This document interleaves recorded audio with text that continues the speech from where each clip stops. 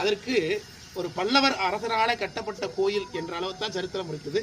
அதில் என்ன சிறப்புனா பட்டினத்தடிகள் அவதரித்த கஷேத்திரம் அது. இந்த சோழ நாடை சுற்றி பார்த்தீங்கன்னா திருமுறை சார்ந்த அறிஞர்கள், திருமுறை சார்ந்த ஆசிரியர்கள் நிறைய பேரோட தொடர்புங்க இருக்கும்.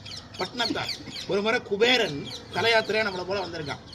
எல்லா தலங்கள்லையும் இருந்து சுவாமி தரிசனம் பண்ணிட்டு வெவ்வேறு இடத்துக்கு போகும் பொழுது இந்த பல்லவனீஸ்வரம் என்கின்ற கஷேத்திரத்தில் வந்து அவனுக்கு ஒரு விருப்பம் ஏற்பட்டிருக்கு. இந்த தலம் ரொம்ப அழகாக இருக்கு, இதில் ஒரு முகூர்த்த காலம் கூட தங்கிட்டு போகலாமே என்று நினைத்தானாம். அதுக்காக சாமி நினைச்சாரா, ஏன் ஒரு முகூர்த்த காலம் தங்கும்னு நினைக்கிறாய், ஒரு பிறவியே இருந்துட்டு வா அப்படின்னு சொல்லி அந்த குபேரனுக்கு ஒரு பிறவி கொடுத்தார். அந்த பிறவி தான் பட்டினத்தடிகளாக அவதாரம் பண்ணிய பிறவி என்று சொல்லப்பட்டிருக்கு.